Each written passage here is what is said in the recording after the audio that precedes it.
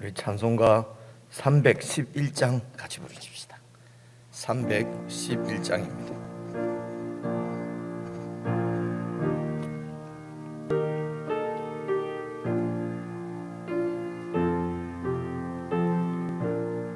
내 너를 위하여, 내 너를 위하여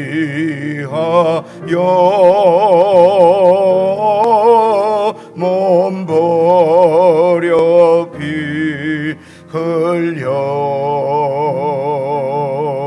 내 죄를 속하여 살 길을 주었다.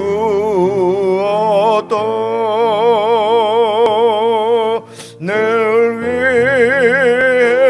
몸을 주건만 너무 주느냐.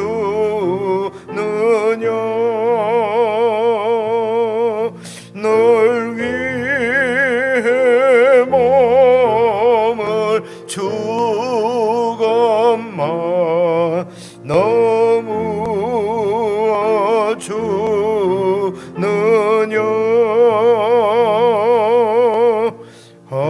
아버지 보좌와 그 영광 떠나서 밤 같은 세상에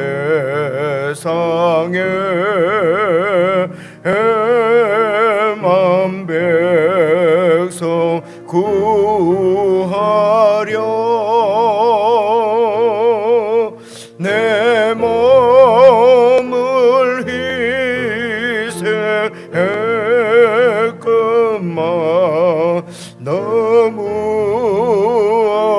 아느냐.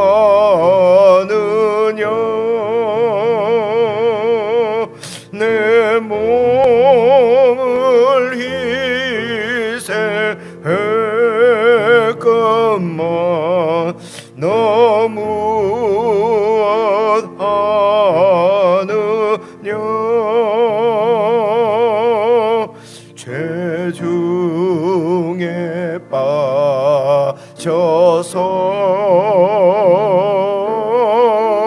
영 죽을 인생을 구하여 주려고 나 피를 흘렸다. 내 죄를 대소했건만 너무 아느냐. 내 죄를 대소했건만 너무 아느냐.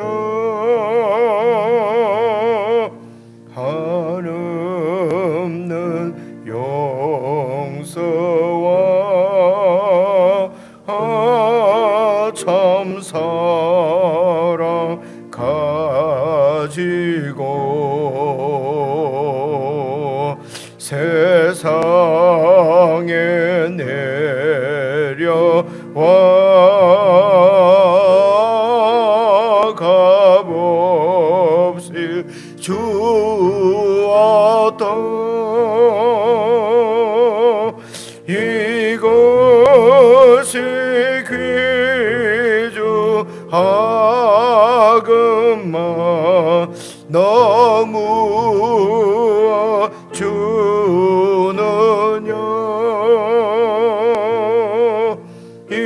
이것이 귀중하건만 너무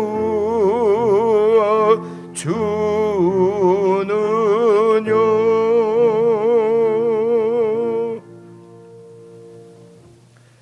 하나님 아버지, 우리가 아직 죄인 되었을 때에 그리스도께서 우리를 위하여 죽으심으로 하나님께서 우리에게 대한 자기의 사랑을 확정하여 보여주셨음을 우리가 늘 기억합니다.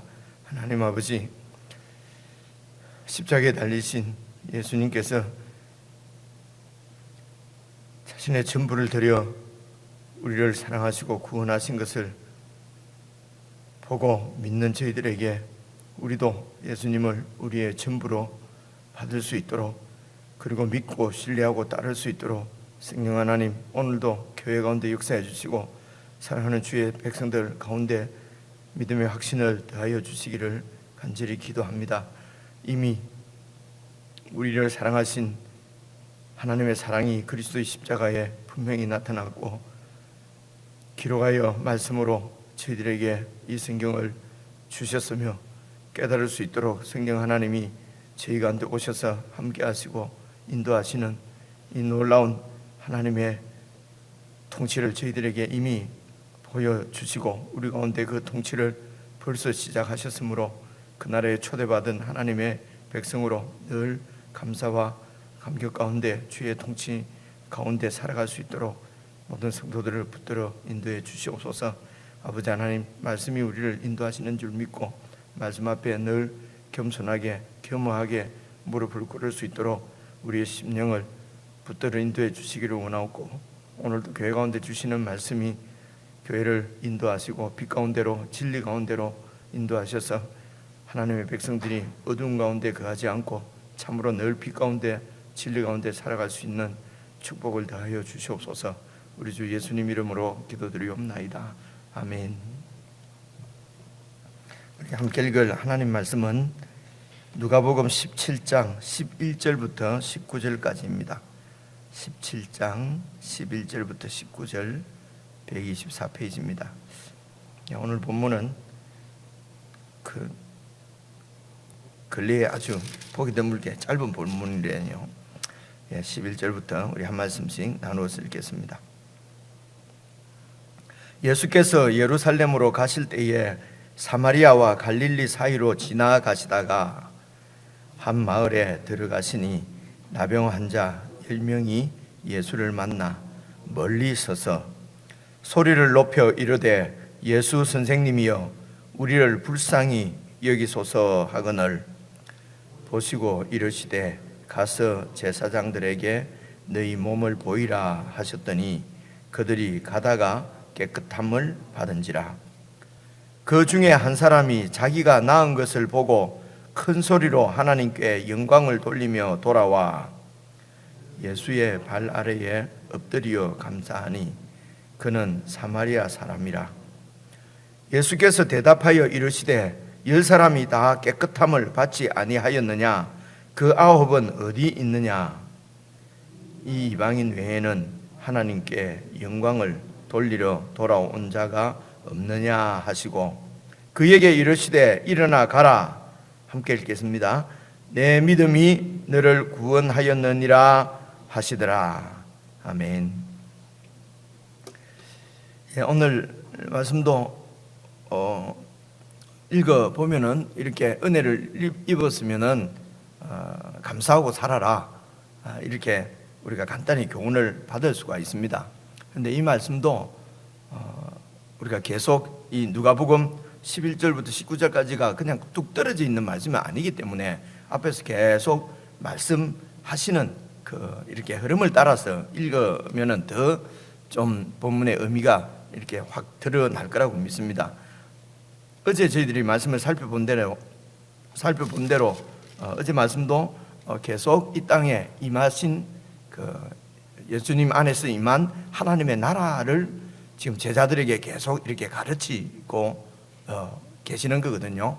그래서 이 제자들이 이제 예수님의 가르침을 사실은 받지만은 우리가 잘 아는 대로 잘 이해를 못합니다.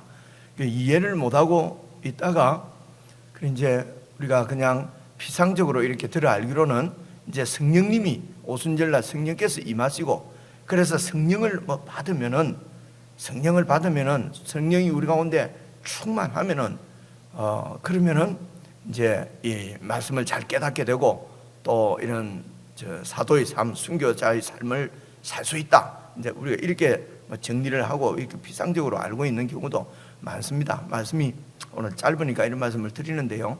예를 들어 성령이 우리 가운데 충만한다 이런 표현도 우리가 많이 씁니다만은 이런 표현을 쓸 때도 이제 우리가 기본적으로 우리가 그 의미에 대해서 이제 알고 사용을 하는 것이 좋습니다.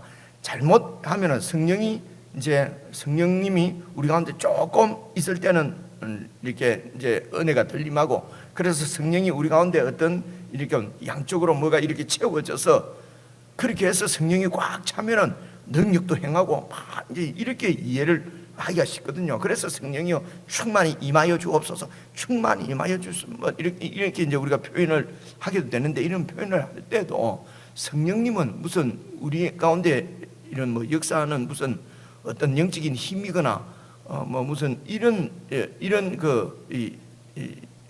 것이 아니라 성령님도 하나님이거든요. 성부, 성자, 성령 삼위 하나님 중에 한 분인 하나님인 것을 우리가 분명하게 인식하고, 그래서 충만히 임하여 주십시오. 만약에 이러면은 정말 성령 하나님께 우리가 완전히 복종할 수 있도록 내가 내 자신을 완전히 내려놓고 내 주권을 전혀 이렇게 주장하지 않고 버리고, 예수님의 이 영이신 하나님의 영이신 성령님, 그 성령 하나님의 인도, 그 성령 하나님의 다스림 가운데 우리가 완전히 굴복하고 이 복종하는 것은, 그러면 성령님의 통치가, 성령님의 임재가 우리가 확 이렇게 크게 함께 하신다 하는 것을 잘 이해를 하고, 그래서 성령이 나를 많이 통치한다는 말은 내가 통치하는, 내가 완전히 없어지면 없어질수록 성령님의 통치가 임하는 거거든요. 그 이제 인격적인 하나님이시기 때문에 이 말씀도 이런 얘기입니다. 세상에서 권력을 갖고 있는 권세자가 이제 우리를 통치할 때에 이제 우리가 이런 얘기 하지 않, 이런 무슨 얘기입니까? 이런 어떤 군사 정권이라든가 독재 정권이라든가 이러면은 통치가 확실하게 잡히지 않습니까? 누가 반항을 합니까? 반항을 하면 그냥 다 이렇게 힘으로 누르면은 그 식민 사회나 이런 데서는 여러분 복종할 수밖에 없지 않습니까? 그죠? 그래서 이렇게 아무리 겉으로 힘으로 통치를 하면 복종하는 것 같아도 마음에서는, 영으로서는 복종하지 않지 않습니까?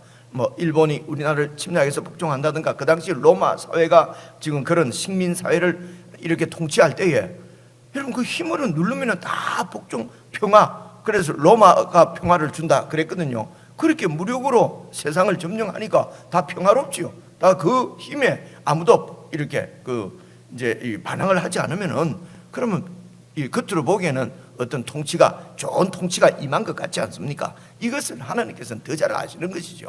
그래서 우리가 자발적으로 자원해서 이분이 정말 우리의 왕이시고, 이분이 왕이 되시면은 이 나라는 정말 이 천국으로, 파라다이스로, 평화의 나라로, 이런 은혜의 나라로 세워지겠다고 하는 것이 분명하게 알아지면은 그분의 마음으로 통치를 할 거 아닙니까? 그러니까 이제 존경받는 분은, 아주 존경스러운 분은 우리가 마음으로 존경을 하지 않습니까? 근데 그렇지 않고 이제 힘으로 이렇게 하면은 겉으로는 복종하는 척 해도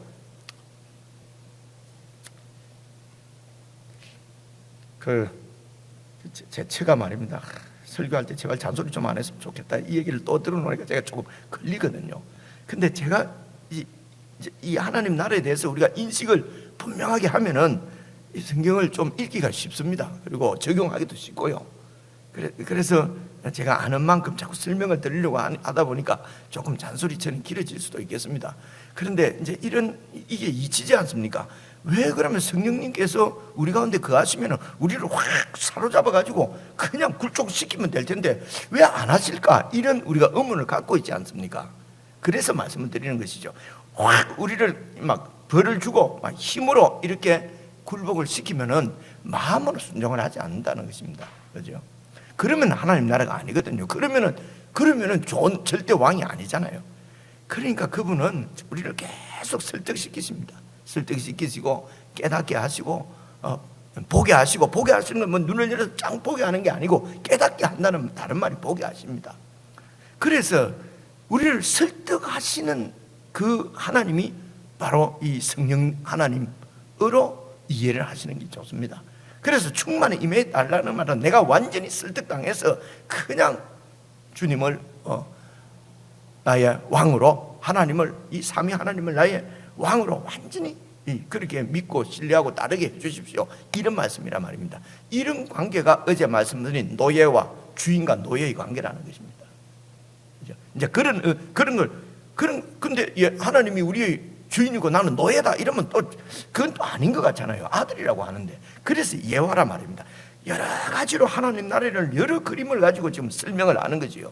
그래서 어제 우리가 읽은 말씀에는 하나님이 주인이시고 우리가 노예인 것처럼 1인분에 7번씩 용서하라 하면 알겠습니다. 그리고 용서하면 하는 것이지, 그게 용서가 됩니까? 용서 입장을 바꿔놓고 생각해 보세요. 용서할 수가 없습니다. 하나님이 아무리 그래 하셔도 나는 저 사람만은 용서할 수 없습니다. 이러면 그것은 하나님 나라가 아니라는 것입니다. 지금 그 얘기를 하시는 거거든요. 그런데 오늘은 또 이 하나님 나라에 대해서 또 어떤 이 하나님 나라에 대해서 설명을 하시려고 오늘은 이제 그 10명의 나병 환자를 하나님께서 고쳐주셨는데 한 명은 돌아와서 감사했다, 지금 이 얘기거든요. 그래 이것을 그냥 간단하게 은혜를 받으면 감사하고 살자 이렇게 끝나버리면 교훈은 받을 수가 있는데, 정말 이 누가복음에서 말씀하시려고 하는 의미는 확 살지 못한다, 이제 이런 말씀입니다. 권사님 이해가 오죠? 그지? 무슨 말인지 그런 얘기란 말이에요. 자, 그런 관점에서 1절부터 한번 읽어보시겠습니다. 예수께서 예루살렘으로 지금 가십니다. 예루살렘으로 가시는 것은 왜 가실까요? 사실은 예수님은 죽으러 가시는 겁니다. 지금 이 예루살렘으로 가시는 길은 십자가에 달려서 죽으시러 가시는 것입니다. 제자들은 예수님을 따라가면서 이제 예루살렘에 왜 올라갑니까? 거기서 예루살렘에서 예수님께서 왕이 되시면은 한 자리 차지하려고 지금 올라가는 겁니다. 여기서도 하나님 나라에 대해서 한 번만, 이 쉬운 얘기이기 때문에요, 한 번만 더 얘기를 말씀을 드리면요, 이런 얘기입니다. 유대인들이 그 당시 갖고 있는 하나님 나라는, 여러분 늘 들은 말씀이지만 오늘 정리를 하시면 좋겠습니다. 이런 그저께 말씀이나 이런 잔치, 하나님 나라에서 잔치하는 자는 복이 있도다, 어떤 바리새인이 그렇게 얘기를 했지 않습니까? 그러니까 이제 또 그 잔치 비유를 갖다가 이 부자가 어떤 이 왕이 이렇게 잔치를 베풀어 놓고 다 이렇게 초청을 했는데 초청받은 사람들이 안 오려고, 자기들 바쁜 일이 있다고 안 온다고 하니까, 그래서 이제 이런 막 거리에 나가서 도저히 그런 잔치에 초대받을 수 없는 사람들, 뭐 이런 이 장애를 입은 사람들 혹은 또 불쌍한 사람들, 완전히 하층민들 불러서 자리를 채우라, 이런 말씀이 있지 않습니까? 이게 이제 무슨 의미냐면요, 유대인들은 하나님의 나라를 이렇게 이해했습니다. 이 땅에 있는 이제 그들이 이 땅에서, 그러니까 정치적인 하나님 나라를 정치적인 나라로 이해하는 거죠. 그래서 이스라엘 나라가 온 세상 가운데 우뚝 서는 나라입니다. 그렇게 해서 종말론적으로 하나님 나라는 이제 하나님께서 완전히 이 땅을 심판했을 때, 하나님이 이제 그 하나님 나라가 임할 때에 자기들이 이 땅에서도 아주 정치적인 나라에서도 큰 나라의 백성으로 그렇게 살고, 그리고 이제 우리가 말하는 하나님 나라, 종말론적인 나라는 결국 이루어질 나라는 소위 우리가 얘기하는 천국이죠. 거기도 자기들이 들어가고 이렇게 이해를 했단 말입니다. 그죠? 그러니까 일단 이 땅에 임한 하나님 나라는 정치적인 나라였어요. 정치적인 나라라는 말은 이 세상 나라와 똑같은 그런 왕이 통치하는 나라인데, 그 왕이 제일 센 왕인 거예요. 그래서 우리나라가 1등 나라가 되는 거란 말입니다. 그죠? 이게 이제 유대인들이 이해하는 이 땅에서 임한 하나님 나라는 정치적인 나라, 그런 메시아가 아주 강한 메시아죠. 그죠? 그리고 이제 마지막 심판 때는 또 의인이 들어가는 영원한 천국, 이렇게 이해를 했거든요. 근데 예수님께서는 그 영원한 그 천국을 당신이 이 땅에 가지고 오셨다는 것입니다. 그래서 예수님이 이해하시는 나라는 완전히 이 유대인들이 이해하는 종말론적인 나중에 이루어질 천국이, 그것이 이미 이 땅에 예수님 통해서 이미 와 있다는 것입니다. 그래서 예수님이 왕으로 오신 것은 이 땅에 정치적인 나라를 세우려고 하는 것이 아니라 저 영원한 나라를 이 땅에 임하게 하신 분이라는 것입니다. 예수님께서 말씀하신 건 계속 그 말씀이에요. 그런데 이 예수님 말씀을 이해를 할 수가 없는 것입니다. 왜냐하면 그들은 제자들까지도 하나님 나라는 정치적인 나라로 이해를 하고 있기 때문에 그렇습니다. 그래서 성령이 아까 성령님 얘기하다가 빠져버렸는데, 성령이 임하면은 무슨 예수님 말씀을 잘 깨닫게 된다 이런 얘기가 아니고요. 계속 예수님께서 말씀하시는 그 하나님 나라를 이해를 못하고 가다가 예수님께서 죽습니다. 십자가에. 그리고 부활을 딱 하신 거 보고 예수님께서 말씀하신 모든 말씀들이 다 이제 이해가 오게 된 거예요. 아, 예수님 말씀하시는 나라는 바로 이런 영적인 나라구나 하는 걸 깨달았는데, 그 나라를 이 땅에서 살아갈 수 있는 힘이나 능력이나 이런 것들이 제자들에게 없는 것이죠. 그래서 기다리라는 것입니다. 그래서 성령님께서 오셨습니다. 성령님께서 그 제자들을 그 예수님께 들은 말씀대로 그 하나님 나라를 살아갈 수 있도록 성령님께서 우리를 다스리시는 것입니다. 우리를 실제적으로 지배하시는 것입니다. 우리 가운데 역사하시는 것입니다. 그래 이 성령님께서 충만하게 우리를 통치하게 되면은 우리가 그 나라를 살아갈 수 있는 것이죠. 그 말은, 성령이 충만한다는 말은 예수님의 주권에 더 많이 굴복한다는 뜻입니다. 성령이 우리 가운데 역사해서 내 욕심을 더 채워준다는 얘기가 아니거든요. 그래서 성령님을 성령 임해라, 임하라, 더 임해라, 무슨 하나님이 무슨 목사의 종인 것처럼 막 이렇게 하는 경우가 많거든요. 이제 그런 것은 30년, 40년 전에 성경을 이제 이렇게 잘 의미를 이렇게 살피지 못했을 때는 그렇게 했어요. 요새는 그렇게 하는 데가 많이 없지 않습니까? 그죠? 그런데 지금도 그렇게 하는 데는 사람이 몰립니다. 외국에도 마찬가지, 서양에도요, 그렇게 하는 데는 몰립니다. 근데 그게 다 이렇게 욕심을 채우는 것으로, 그럼 사람이 몰리지요. 그죠? 그래서 사람 몰리는데 그게 뭔가 있을 것이다. 거기에 뭐가 있을 것이다. 이런 게 전부 이런 게 종교심이거든요. 이런 것들을 이용해서, 죄송합니다, 종교 장사하는 것이에요. 우리는 그냥 성경을 잘 읽어보셔야 됩니다. 여기서 말씀하시려고 하는 게 뭘 얘기하려고 하는 것인지 보십시오. 그래서 예루살렘으로 이제 가시는데 사마리아와 갈릴리 사이로 지나가시잖아요. 사마리아는 이 유대인들이 봤을 때는 저 사람들은 불이 내려서 심판받을 땅이에요. 더러운 땅이에요. 더러운 백성들이란 말입니다. 사마리아는. 그래서 이 유대인들은 사마리아로 이렇게 들어가지 않습니다. 그래서 갈릴리에 사는 사람도 사마리아로 내려오지 않고, 이제 이 갈릴리와 사마리아 사이에 길이 있겠죠. 그러니까 경계, 이제 그것을 통해서 이렇게 우회를 보통 하거든요. 그래서 이제 이 사마리아와 갈릴리 사이에 길이 있다는 말은 사마리아와 갈릴리의 경계로 이해하면 좋겠습니다. 그래 이 경계를 지나가는데 한 마을에 들어가시니 나병 환자 10명이 예수를 만나 멀리 서서, 그러니까 이제 이 나병 환자들은, 여러분 이게 레위기 13장 14장에 보면은 나와요. 이제 이 나병이 걸리면은 어떻게 해야 된다는 게 율법으로 규정이 되어 있거든요. 이제 기본적으로 우리가 알고 있는 것은 사실은 이게 전염되는 것이니까요. 이 나병 환자들은 머리를 풀고 옷을 막 이렇게 해서 사람들이 자기가 나병 환자인 걸 알고 가까이 오지 못하도록, 멀리서 사람들이 오면은 막 나는 부정하다 이렇게 하도록, 이게 레위기 13장에 보면 나옵니다. 그런데 이제 이 나병이 나으면은요, 이 나병이 나았다고 하는 것을 판정하는 것도 제사장이 판정을 해요. 그래서 이제 나병이 걸리면은 이 사회로부터 격리됩니다. 그러니까 갈릴리 안에도 살지 못하고 사마리아에도 살지 못하고 그 진영에서 공동체에서 나와야 되니까. 그래서 이제 이 갈릴리와 사마리아 사이의 경계에는, 그게 만약에 마을이 있었다면 나병 환자 마을이겠죠. 나병 환자들이 모여 사는 것입니다. 그렇겠죠, 그죠? 그러니까 그 사회에서 살 수가 없으니까, 그러니까 그 경계에 이제, 그래서 이 경계에는 사마리아 나병도 살고 있고 갈릴리 나병 환자도 살고 있는 걸 봐야 되죠, 그죠?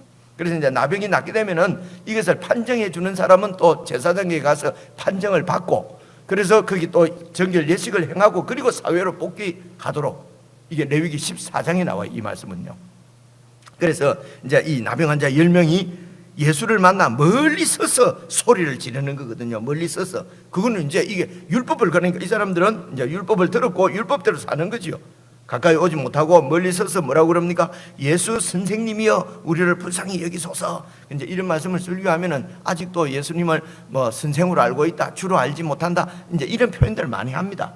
그래서 여기에 이제 예수 선생님도 보통 다른 데 보면 예수 선생이요, 이렇게 나오는데, 이 선생과 여기 나오는 선생님이 원래 그 헬라어 단어로는 조금 다른 단어랍니다. 그러니까 선생은 요즘 이제 여기서 선생님은 우리가 보통 스승님 이러지 않습니까? 아주 존경하는 이제 그런 표현이라고 그러네요. 어쨌든 이 나병 환자들은 예수님을 보고 이제 소문을 많이 들어서 알고 있는 거죠, 그죠? 아주 존경하는 스승님, 이 나병도 고쳐줄 수 있는 스승으로 이제 이해를 하고 있다는 것입니다. 그러니까 소리를 높여 이르되 예수 선생님이여 우리를 불쌍히 여겨 주십시오 하고 이제 예수님께 이런 그 치유를 지금 강구하는 거죠, 부탁하는 거죠, 기도를 드리는 거죠, 그죠?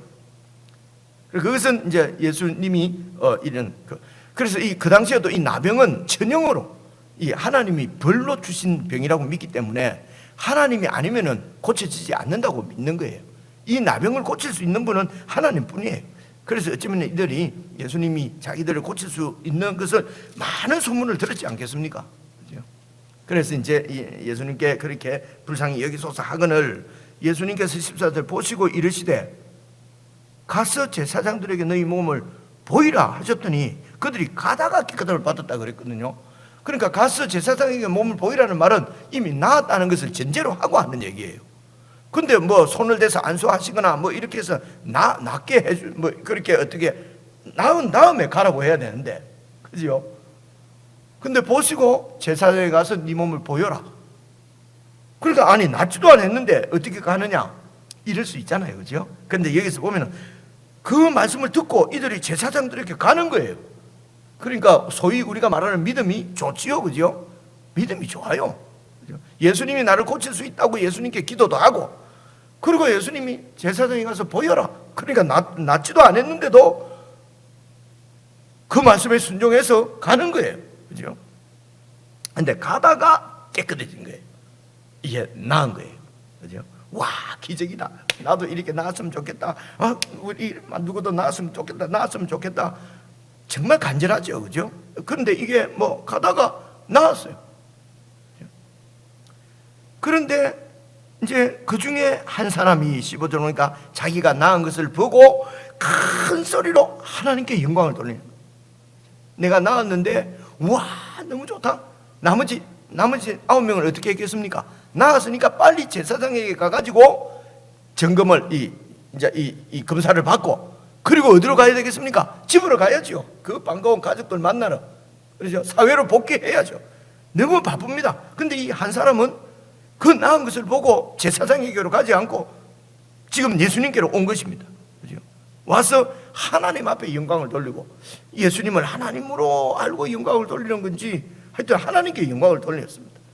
하나님께 영광을 돌리고 예수의 발 아래 엎드려 감사하니, 엎드렸다는 말이 이게 경배한다는 뜻입니다. 보통 우리가 얘기하는 예배예요. 예수님 앞에 와서 엎드리는 거예요. 그리고 그것을 지금 성경에서는 하나님께 영광을 돌린 거라는 것입니다. 예수님을 하나님 나라의 왕으로, 하나님으로, 하나님의 통치가 임한 그 하나님으로, 이제 이게 이 사람이 그런 생각을 갖고 있었는지 없었는지는 모르겠습니다. 근데 이분이 하나님이세요. 그래서 하나님께 영광을 돌리며 그 가운데 예배를, 경배를 드립니다. 그런데 그 사람이 사마리아 사람이에요. 그래서 예수님을 절대 이런 하나님으로 알고 나를 고쳐준, 하나님 말고는 고칠 수 없는 이 병을 고쳐준 하나님으로 알고 그 하나님 앞에 무릎을 꿇고 엎드리고 경배했습니다. 하나님 나라가 임한 것입니다. 이것을 이제 오늘 우리가 신학적으로 얘기를 하면요, 그렇죠? 하나님 나라가 지금 이곳에 이 사마리아인에게 임한 거예요. 사마리아인이 하나님 나라에 들어간 거예요. 완전히 은혜로 들어갔죠. 사마리아인이 뭐 한 게 없잖아요. 이 사람이 한 게 없고 예수님께서 그냥 다 고쳐주신 것이 말씀으로. 그런데 하나님 나라에 들어갔어요. 어제 그제 계속 나오는 말씀은 뭡니까? 유대인들은 그 하나님 나라는 자기들이 들어가고 사마리아인은 절대로 못 들어가는 것이 하나님 나라예요. 그죠? 근데 먼저 된 유대인들이 못 들어가고 나중된 이런 사마리아인들이 먼저 들어왔다는 말씀입니다. 이게 다 하나님 나라를 설명하는 것입니다. 예수님을 왕으로 알고 하나님으로 알고 그 가운데 경배를 드렸어요. 그리고 감사했어요. 이는 사마리아 사람이에요. 이 사마리아 사람을 왜 꼭 집어서 얘기하겠습니까? 나머지 9은 다 유대인이고 그건 잘 모르겠어요. 나머지 9이 그 가운데 사마리아인도 있었을 수도 있고 뭐 모압 사람이 있었을 수도 있겠죠. 유대인들은 모여 이렇게 자기들끼리 살았으니까. 어쨌든 예수님을 하나님으로 예배하는 자가 그래서 하나님 나라를 들어온 사람은 사마리아 사람이 있습니다. 그래서 17절입니다. 예수께서 대답하여 이르시되 10사람이 다 깨끗함을 받지 않았냐 가면서 10사람이 다 나았을 텐데 그 9은 어디 있느냐? 이 이방인 외에는 하나님께 영광을 돌리려고 돌아온 자가 없느냐? 이방인들은, 여기 이방인이라는 말은 완전히 하나님 나라에서 제외된 이런 뜻이거든요. 그래서 유대인들이 하나님 나라에서 완전히 제외됐다고 한 이 사마리아인, 이 이방인은 하나님 나라에 들어오고 그 하나님 나라가 자기 것이라고 굳게 확신하고 있던 이 유대인들은 그 하나님 나라를 못 들어온단 말입니다. 이유가 뭡니까? 이 땅에 임한 하나님 나라의 왕이신 예수님을 배척하는 것이죠. 예수님을 거부하는 것이죠. 예수님의 초청에 응하지 않는 것이죠. 그 얘기를 지금 계속 어제까지 말씀을 했거든요. 근데 이제 이 하나님 나라에 들어가는 것은 완전히 은혜로 들어가는 것이죠. 예수님께서 고쳐주시고 불러주시고 나병을 치료해 주시고 그렇게 해서 이 하나님 나라에 들어왔어요. 그 다음 말씀을 보십시오. 그에게 이르시되 일어나서 가라. 네 믿음이 너를 구원했다. 여기서 구원은 이제 예수님을 이 천국의 구원, 영혼의 구원을 얘기하는 것입니다. 이미 육신의 구원은 이미 10명이 다 받았어요. 그죠? 육신의 구원은 다 받았는데 그러나 영혼의 구원은 어제도 말씀드린 대로 예수님을 왕으로 영접하고 그분의 나라에 들어가는 것입니다. 그죠? 이제 구원을 이루어 갈 것입니다. 점점 예수님을 이루어 가는데 꼭 예수님하고 같이 물리적으로 같이 있지 않아도 네 믿음이 너를 구원해서는 일어나 가라고 그러지 않습니까? 이제 그가 가는 곳에, 이 환자가 가는 곳에 하나님 나라는 임한 것이고 그 나라는 계속해서 성장해 갈 것입니다. 그래서 지금 예수님을 따라가는 이 제자들도 예수님 곁에 있어도 예수님은 얼마 있지 않아서 이 땅을 떠나실 것입니다. 십자가에 죽지 않습니까? 그래서 하나님을 예배하는 것은 사마리아도 아니고 그리심산도 아니고 예루살렘도 아니고 그 영과 진리로 예배하는 때가 온다. 그래서 하나님 나라는, 영적인 나라는 어디에서나 온 천하 열방 모든 사람들이 예수님을 왕으로 모신 사람은 네 믿음이 너를 구원했으니 가라. 그곳에서 하나님 나라를 세우고 그 나라를 누리고 그 나라를 살아가라는 것입니다. 그래서 이 하나님 나라의 특징은 이것입니다. 예수님을 절대 주권자로, 나는 노예고 예수님이 우리의 완전히 주인이십니다. 그래서 그에게 철저하게 순종하는 것입니다. 용서, 그 순종이 이제 용서로, 제일 순종하기 힘든 것이 사실은 용서거든요. 그래서 용서하라는 것입니다. 그리고 오늘은 감사하라는 것입니다. 모든 상황에서 예수님이 주인이고 우리의 왕이시기 때문에 모든 상황에서 감사하는 것입니다. 그래서 하나님 나라가 겉으로 이렇게 세상 가운데 드러나는 것은 두 가지 형태로 드러나는 걸 볼 수가 있습니다. 용서와 감사입니다. 이것이 그냥 용서한다, 아이고 감사한다 이런 것이 아니고 하나님 나라가 임한 증거라는 것입니다. 하나님 나라를 보여내는 그 이름, 보여내는 뭐라 해야죠? 그 성질이, 특성이 용서와 감사로 나타난다는 것이죠. 다시 여러분 개인적으로 이렇게 이야기는 다 아는 얘기니까요. 읽으시면서 이런 하나님 나라의 실제가 내 가운데 임했는가, 그리고 그 실제의 삶이 이제 드러나도록 계속 우리는 구원을 이루어 가고 있는가, 어떤 부분에서 내가 구원이 잘 이루어지지 않는가, 이런 부분도 잘 살피면서 정말 우리가 받은 구원, 그 구원이 이루어져가는 그런 은혜를 누릴 수 있으면 좋겠습니다. 우리 개인적으로 묵상하시겠습니다.